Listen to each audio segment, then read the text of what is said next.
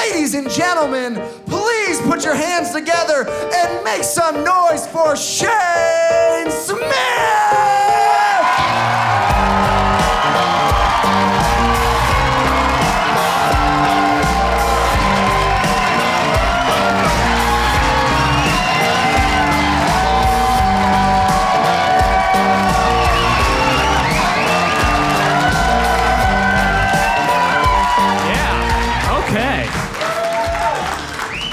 I feel like I don't deserve that. I'm gonna be honest with you guys. It's good though. Thank you so much. I'm happy to be here. I feel some of you are like, okay, what's going on with this guy? You know? Are we at a show or are we being robbed? You know? You are at a show, but you might also be getting robbed. Time will tell, okay? Let's talk about me for a moment. We'll start with some basics. I live across the street from a 7-Eleven, all right? It's not funny yet, but okay, cool. I drink a lot of Mountain Dew, okay? It's like my only vice. I drink a lot of Mountain Dew. I'm in that 7-Eleven constantly drinking Mountain Dew, okay? Getting refills. I'm in there so often that everyone who works in that 7-Eleven, they have a nickname for me. When they see me, they call me Mountain Dew Guy. Yeah. Do you guys know how much Mountain Dew I have to drink not to have the nickname Throat Tattoo Guy? It is a lot. It's so much Mountain Dew, you guys. It's a lot. For me to walk into 7-Eleven and the guy to be like, Mountain Dew Guy, and the new guy who works here to be like, not throat or face tattoo guy? He drinks more Mountain Dew than the fact that he ruined his life by tattooing his face? And the guy's like, yeah, what aren't you getting about this, you know? Yeah, I also know it was a bad idea to tattoo my face, just so we're all on the same page, okay? Yeah. When I tattooed my face, I didn't. When I got my face tattooed, I was like, there will be positives and there will be negatives, you know? I want to be honest with you guys. It has been mostly negatives so far, okay? I can't even think of one positive. I'm gonna be real with you guys. So I'm here to make you laugh tonight, but I'm also here to say, if some of you are thinking about tattooing your face, probably don't, okay? I saw some of you come in and I don't think you could handle it, all right? Could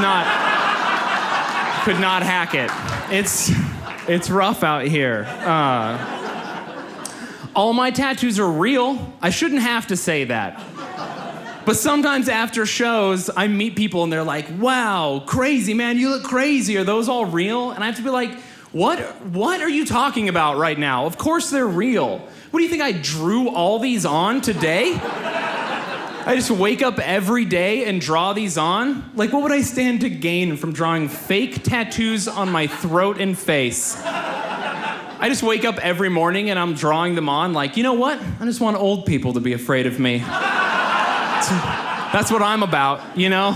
I just wake up every day and draw tattoos on my fingers like, I just want to struggle in job interviews, you know?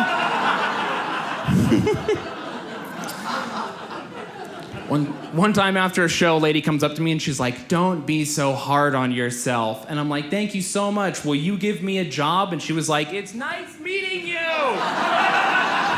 Come back. I need work.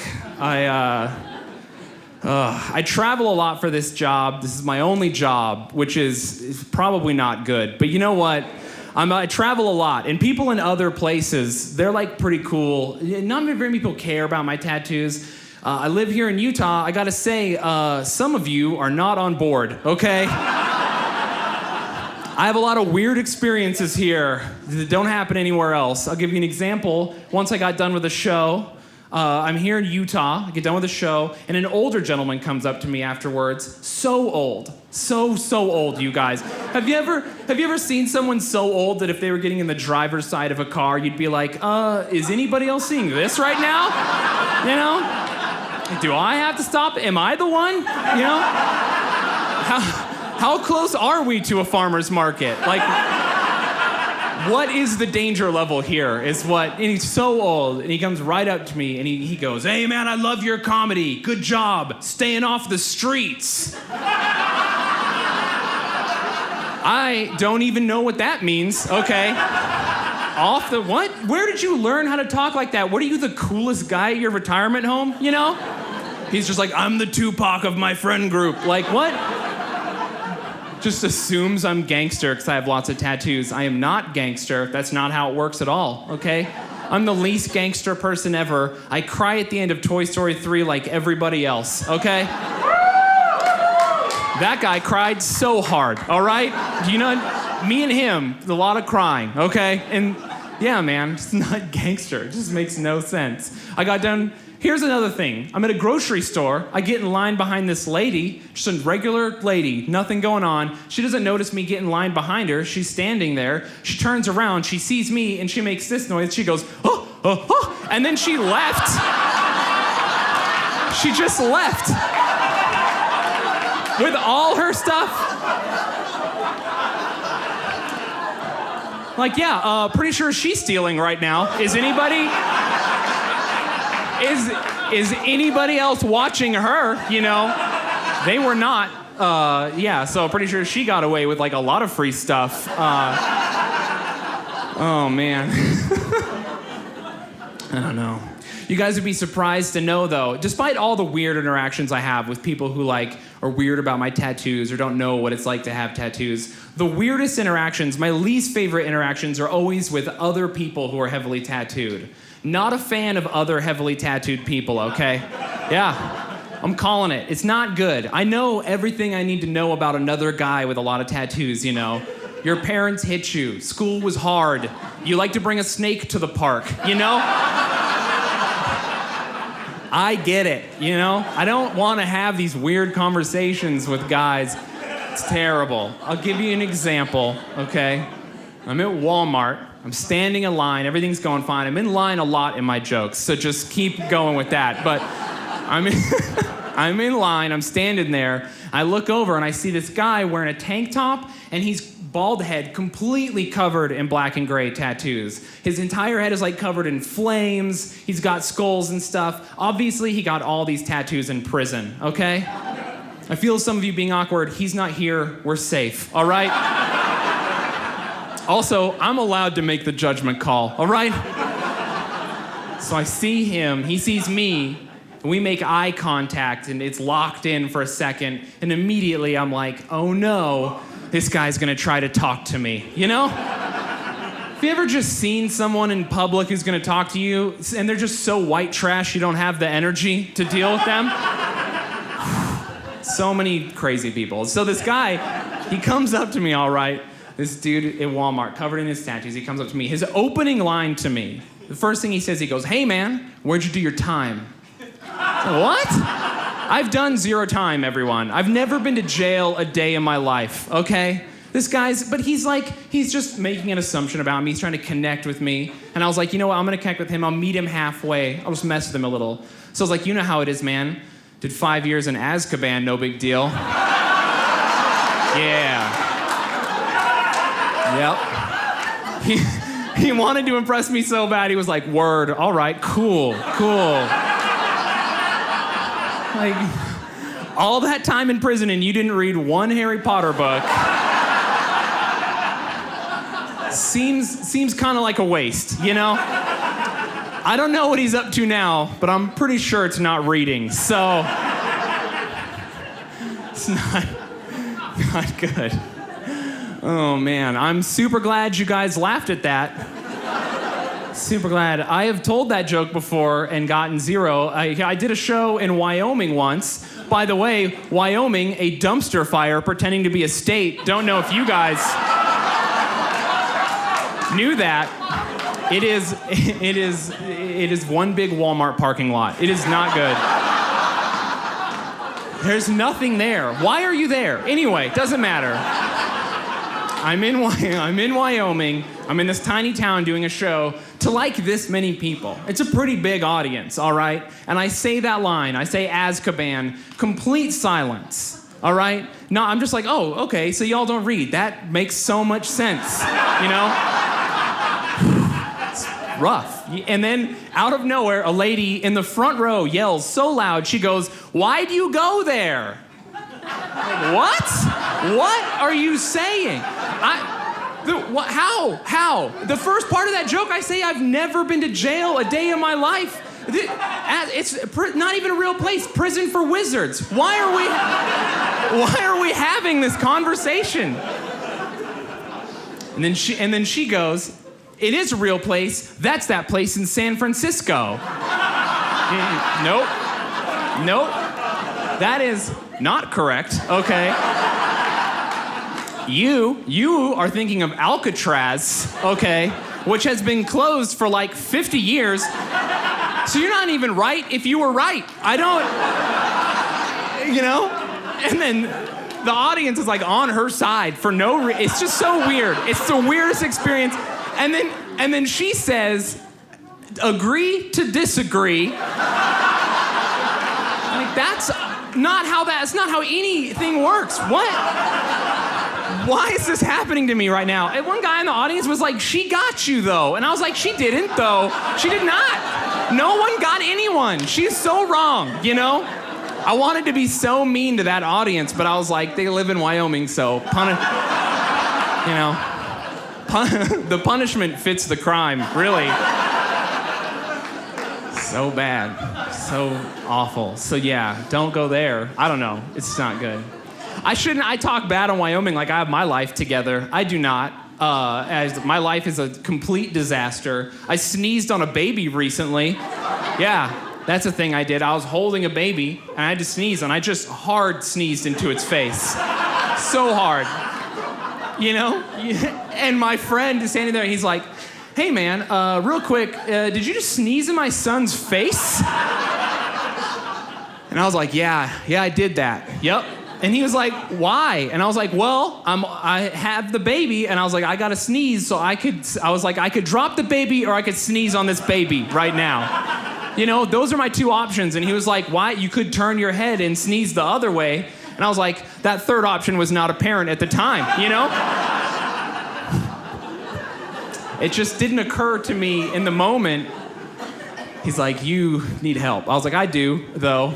At least I'm not from Wyoming. I have that going for me. Oof.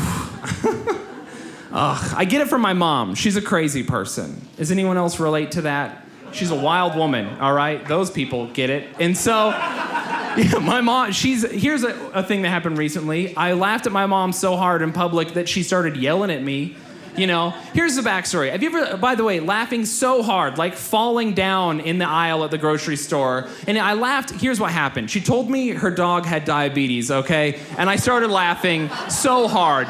No, it's so fat. Of course it does. It's so big. And she was like, it's not funny. How could I have known he has diabetes? And I'm like, probably because he looks like a propane tank with legs. That's how.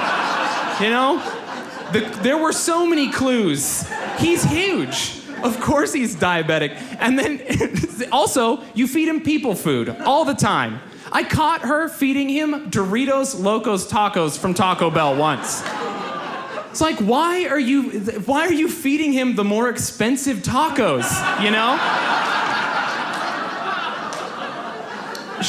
This is true, she goes, he prefers them. It's like, what? Did he tell you that?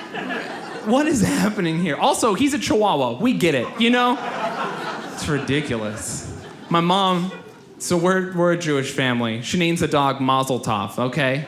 She's telling me about him getting diagnosed. She takes him to the vet. She's got one of these crazy vets who talks to their animals like they're patients, So he's sitting there with my mom and the dog. He looks the dog right in his stupid, fat, diabetic face, okay?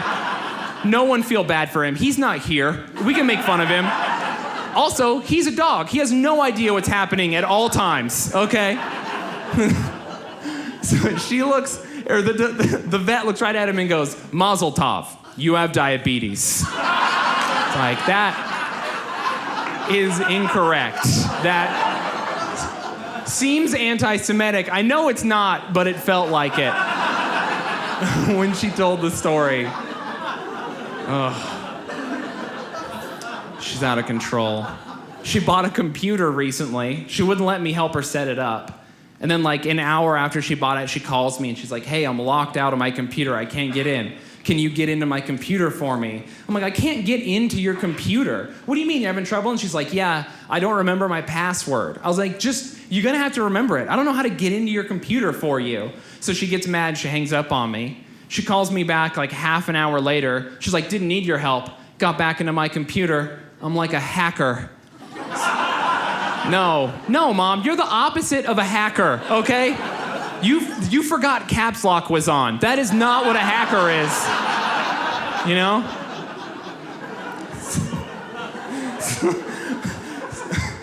I'm a hacker. No. False. So bad. I don't know. I talk bad. I have no right to talk bad about my mom, though. Beyond sneezing on a baby, I'm like really bad at everything. I don't even know how debt works. I recently found that out when my dentist sent me to collections. Yeah, my dentist sent me to collections. The collection agency calls my phone. I answer because I don't know who it is. And they're like, hey, we're trying to collect a debt. Give us the money. And I was like, no, you know? No, I'm just not going to. And he's like, what? And I was like, what are the consequences if I don't give you money? And he was like, we're going to make your credit bad. And I was like, not possible. Yeah, my credit's already really bad. My credit score is so bad, it also has face tattoos. Do you guys?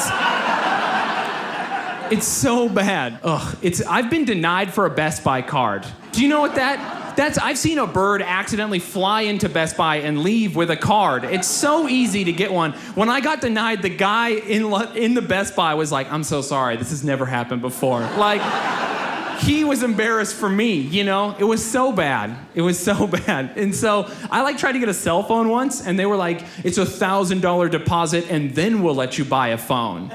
I was like, I will leave here with 2 tin cans and string, okay? That's so much money. I don't have that money. So anyway, my credit's really bad. It's like, so I'm not worried about it. So I'm like, well, do you have another thing? Telling the debt collector, like, listen, I'm not worried. Do you have another thing? And he's like, we don't have another thing. And I was like, well, I'm going to go ahead and not pay you then. I'm going to choose that option. And he was like, this has never happened before. It's like, well, you know, it's the first time for everything, so I'm going to go ahead and hang up now. And he's like, have a good day, I guess, you know? We were all very confused. It was a lot of first times for everyone, you know? So we both hang up the phone. I call my dentist. I'm like, hey, why'd you send me to collections? And the front desk lady answers it, by the way. And she's like 100 years old, and her name is Gertrude, because of course, you know? Everyone 100 years or older has a name like Gertrude. And I'm like, why are you even working there? You've been out of the teeth game forever, you know? She's so rude. No one feel bad for Gertrude, okay? She's so rude. And I'm like, why'd you send me to collections? Why don't you just call me and ask me to pay the bill? And she's like, I sent you letters. I was like, yeah, and I threw them away like an adult, you know? I'm not reading your letters, Gertrude. I'm not your sweetheart from World War II, okay? No one reads letters in 2017. Text me, anything else, you know? So she's like, I don't know what to tell you. You're already at collections. And I was like, all right, well, I guess I have to find a new dentist. That's weird. So, you know, that happened. So turns out, by the way, collection agencies call me all the time. And I'm just like, listen, do you have another thing? And they're like, this is our only thing. And then I'm like, well, I'm going. And I hang up, you know? It's a repeating process. Well, it turns out collection agencies do have another thing. They have one more thing. They can send someone to serve you papers to take you to small claims court to get that money, okay? But here's the thing about serving someone papers. To serve them papers to bring you to court, they have to get you to admit you are who you are, okay? So it's like 3 p.m. one day, and I hear a knock at my door. And I answer the door, and it's this guy standing there with a clipboard. And he's like, hey, are you Shayne Smith? And I was like, no, never. What? What's going on? And he's like, does Shayne Smith live here? And I was like, I don't know, pretty big place. Never seen anyone by that name here, you know? He was like, looks like a very small apartment, actually. It's like, you're splitting hairs right now, guy, you know? What, are you trying to insult me? What's going on? And that's when I realized he's standing there with a clipboard, and on that clipboard is my Facebook profile printed out on it. So he's seeing me, see him, looking down at me with my stupid tattooed face on the clipboard, looking right back up at him, seeing me see him. I think I said that right. And it's so awkward. And he's like, okay, well, if you're not Shayne Smith, who are you? And it's like 3 p.m. I had just woken up. I'm not ready to be someone else, you know? I just said the first name that came to mind. I was like, Bruce Wayne? I'm Bruce Wayne. He was not impressed, you know? In hindsight, I could have thought of a better name. So he's standing there looking very defeated, and that's when I realize I am wearing Batman pajamas. Yeah, not good. And I was like, so I was like, is this your only thing? And he was like, yeah, man, this is my only thing. And I was like, so I'm gonna go now. And he was like, have a good day, I guess. It's like, all right. So I'm pretty sure that's gonna work itself out, you know. There are no consequences. I don't know if you guys knew that. There are no consequences to debt. Like, what are they gonna do? Send me to Alcatraz? Can't. It's been closed. Thank you. It's been closed for like 50 years. Yes. Oh man. Not good with people. Saw a lady recently crying in the middle of the aisle at Target. Just in the middle of the ugly crying, hard crying, okay? And I was like, oh no, I should do something. So I'm in Target, I get myself ready, she's crying so hard. I go right up to her and I'm like, excuse me, ma'am, I think you mean to be in Walmart right now? So, nailed that interaction, yeah.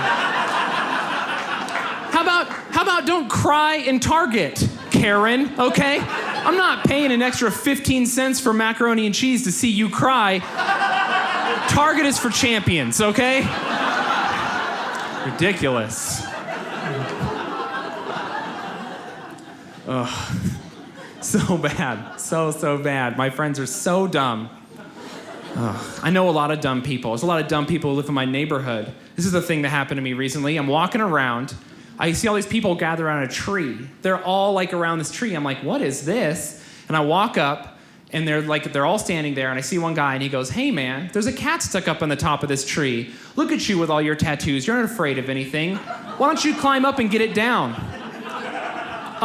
That's not how tattoos work, guy, okay? Yeah. You don't tattoo the fear out of people. That's not a thing. That's never been a thing. No one's like getting a tattoo, and the tattoo artist is like, how does it feel? And the guy's like, oh, it hurts real bad, but I don't care about sharks anymore, you know? Silly. Cat's probably still up there. I don't know, you know? It's ridiculous. I'm afraid of tons of stuff. So many things, you know? Spiders, very top of the list of things I'm afraid of, right? Can I get some backup? Spiders are scary. Thank you. My idiot friends, they're like, hey man, why are you afraid of spiders? You're 90% more likely to be killed by a vending machine than a spider. Like, what are you talking about right now? I'm not afraid of spiders because I think they're gonna kill me. They're creepy. I don't want them on me or near me, you know? You're so dumb. You know what? I'll be worried about vending machines the way I'm worried about spiders when vending machines start using spiders' tactics, okay? When I open my shower curtain to take a shower and there's a vending machine inside waiting to tip over on top of me, I'll start worrying about it, all right? When I'm like playing video games and I have to tell my friend to look out because a vending machine is descending above him on a web, you know, then we'll start worrying. Can you imagine it crushes him? The paramedics come and they're like, we're sorry, we couldn't save him. We're so sorry for your loss. Doritos? Like, no, man. So dumb, 90% more likely. Like, what? No one ever, that doesn't make sense. Why? How are you drawing that parallel? No one ever got killed by a spider because they bought a Butterfinger from it and it wouldn't give it up, you know? That's never happened. How about this statistic? 100% of people killed by vending machines are morons. How about that? You know? I've been telling that joke for a while, and I'm always afraid I'm gonna tell that joke one time, and there's gonna be one person in the audience who's like, my husband was crushed by a vending machine. And I'm gonna be like, oh no, but it was pretty funny though, right? Ugh. Spiders, so scary. 8-legged nightmare factories, you know, it's not good. The only thing worse than a spider, people have spiders as pets. What is happening there, you maniacs, you know? I hate it so much. And they always say dumb stuff too. Spiders are more afraid of you than you are of them. False, not real. Nope. No spider is more afraid of me than I am of it, okay? No spider has ever caught me in bed and been like, well, I am sleeping in the living room tonight. That's never happened. No spider has ever seriously considered burning its apartment down because it found me, you know? No, that's never happened. No spider's ever been peeing in the middle of the night, and then I ran past it, and it peed all over itself, okay?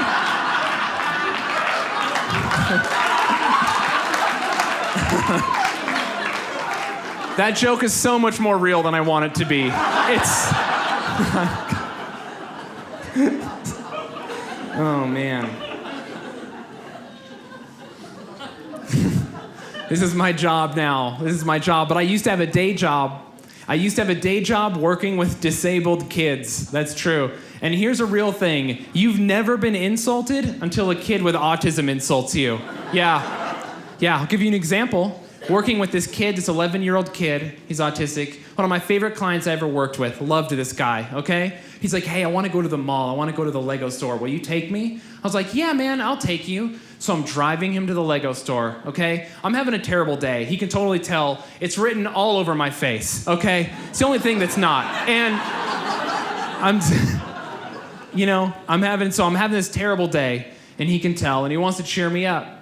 So this little kid, he looks over at me, puts his hand on my shoulder, and he goes, Shayne, you're the coolest person I know. And then he looks out the window and he goes, I gotta meet more people. Yeah.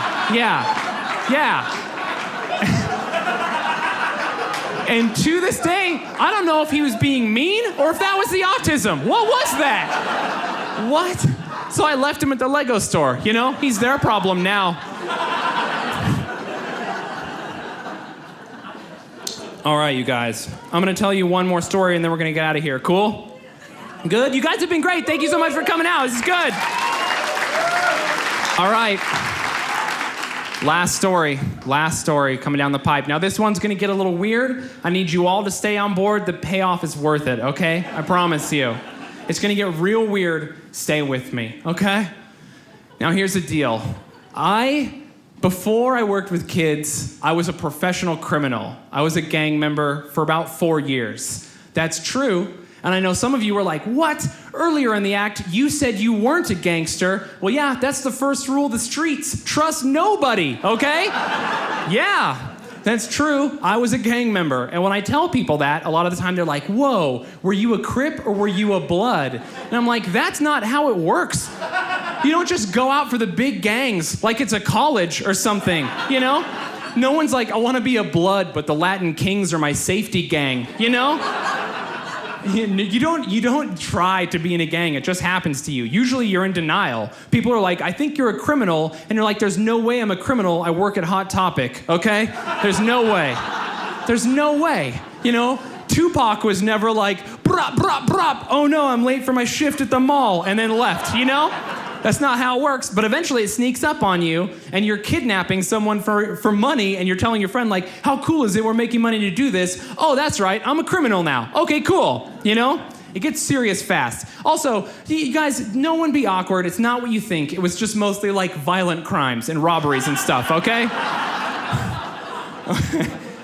So, during this time when I was a criminal, all right, I had a best friend. Now, his name was Angry Anton.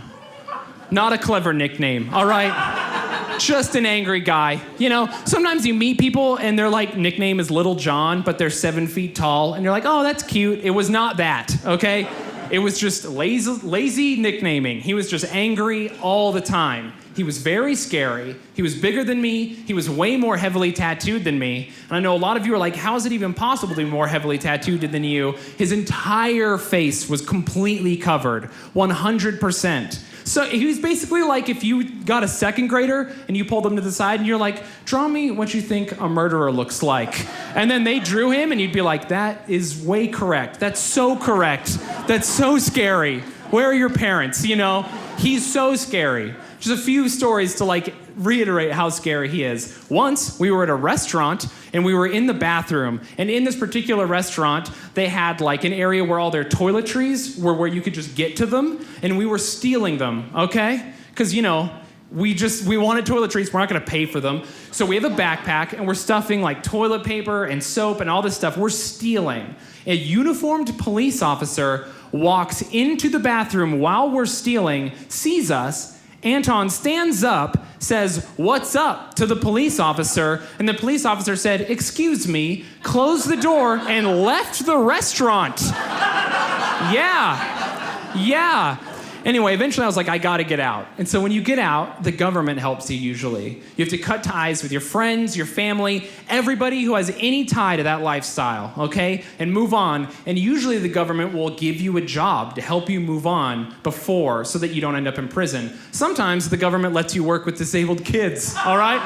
Yeah, I know, they should change that. So anyway, it worked out for me, but I feel like maybe not so much for other people. And so, I have this new job, I have this new life. Now, Anton was a bad person. Objectively, yes. I agree with all of you. He was a bad person. But also, he was always good to me. He was a loyal friend. I'd known him forever. I couldn't get rid of him. I kept him around in my life just a little bit. Just talking to him through emails, being his friend, okay? Trying to be there for him. So I'm moving on with this new life. It's like a year later, and I'm working at this facility for disabled kids, okay? Now, working at this facility, I worked with a lot of Christian people. I worked with a lot of LDS people, Mormon people, and they're all like really jazzed up to work with me. All these upright, good people, and then me, And they're just like, "Oh man, isn't Shayne cool?" Knowing about my past, like, he says the S word sometimes. Crazy, So they're way jazzed up to work with me, and it's going pretty well. Now, at work, there's this guy named Mike, okay? Now, Mike had a weekend job working at a summer camp, okay? And one day, Mike comes up to me, and he's like, "Hey, I work at this camp, all right? And we just barely got this group of new kids, this new program we're doing. Now, these are kids that are going down the same path you went down when you were a kid, okay? They're making all the same mistakes, and they're going down the same path. Would you like to come, give them a talk, maybe try and set them straight, make them work out, do like some boot camp stuff, and just trying to like teach them the right ways to do things?" And I'm like, "Yeah, man, anything to keep kids from going down the same road I went down, Anything to stop kids from doing the gang life." And he's like, "All right, and if there's anyone you want to bring with you to help, let me know." And I was like, "I know just the guy, okay?" Yeah. So it's the weekend, and we show up to work with these kids, and he's like, "Hey, the counselor who normally works with these kids isn't here, but the kids are in this barn." So he brings me and Anton to this barn, okay? Yeah, all these kids are there, and they do not look happy, and he's like, "These are the kids. I'm gonna go down the way and like play guitar or do whatever, do crafts." I don't know what he did, And he's like, "I'm gonna do this. Now you guys are gonna talk to these kids, make them work out, set them straight." And we were like, "Oh, we got this." So he leaves, and immediately we start laying into these kids, okay? We are saying a lot of things to these kids. We're yelling at them. One of them looks Anton in the face, and he's like, "If you make eye contact with me again, I will pluck yours out and eat them." Yeah, I was like, "Whoa, where you leave yourself nowhere to go from there, Where you can't just open up with, 'I'll eat your eyes.' That's too much. You have nowhere else to go, So we're just yelling at these kids. We're screaming at them. We're making them work out. They're doing push-ups. They are not pumped. It's like 2004, so we find the kid with like the puka shell necklace. He's the leader. We're really giving it to him, And so eventually one of these kids stands up and he's like, "I'm not doing another push-up." And we're like, "You are gonna do one." And Anton gets right in his face and he says, "Do push-ups or consequences." And the kid says, "My parents will sue you." So a couple minutes later, he's choking this kid, right? So hard. He's choking so all the other kids are freaking out now. And they're just like, "Shayne, do something. Stop." And I'm like, "What? So I can get choked too? No way, he's done this to himself." So now everyone's doing push-ups. They're doing so many push-ups, okay? They're so scared. And now people are crying so much. There's crying a lot, way too much. And I'm just like, these gangster kids are like, all of them are crying. So much snot. And I'm just like, we can see you crying. Like, get it together, you know? You're embarrassing. And that's when I'm like, what is with all these kids crying? And like, parents sue you? Bad kids don't have parents. And then I'm like, I gotta figure something out. So I'm like, Anton, are you gonna be okay alone with these kids? And he's like, I got it. Cool. So I go down the way to talk to Mike. I'm like, hey, Mike, what's going on? Nothing weird going on back there.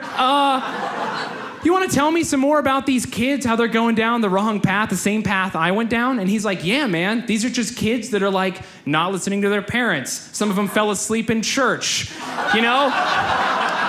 Sloughing class. I'm like, oh, okay, cool. I'm gonna go now. Yeah, not gang members, just moderately bad Mormons, okay? These kids they're not ready for the heat we are bringing, okay? I thought they were like hardened killers. They're so soft. These are just soft white kids. I'm so worried. And then I have left them alone with Anton. Grown men shouldn't be alone with him. I'm running back to the barn, okay? I practically kick open the door. Inside the barn, everyone is shirtless for no reason, okay? All the kids have formed a circle, and in that circle, 2 kids are fighting to the death, Thunderdome style, hard crying. Anton is just egging him on, and I'm like, dude, shut it down. Like, what is happening?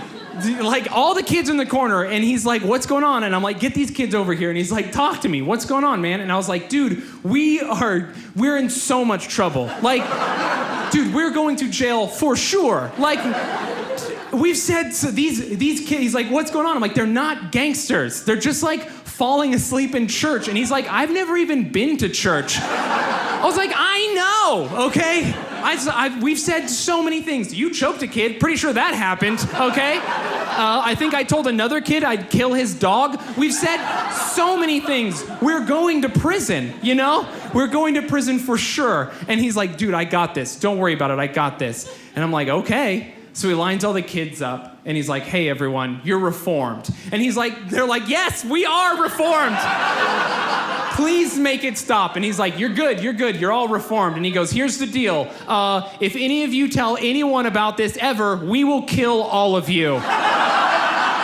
Yep.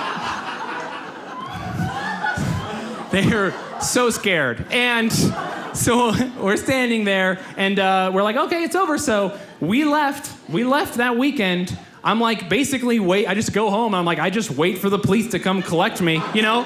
Going to jail for real. And didn't happen. 2 days go by, no jail. Work with Mike, 2 shifts, never mentions it. It's been about 10 years now. Not one of those kids snitched on us. Yeah. Not one of those kids said a single word to us, or to anyone, about anything about us, which is crazy. I'd like to think a lot of those kids are 12, 13, okay? It's been about 10 years. They're very young, okay? It's been so long. It's been like 10 years now. And I'd like to think that some of those kids are like now graduating from Ivy League schools. And they're just like, yeah, once I fell asleep in church and I got my act together because my mom hired gang members. One of them choked us. Another one threatened to kill my dog. I never did anything wrong again. Thank you so much, everyone.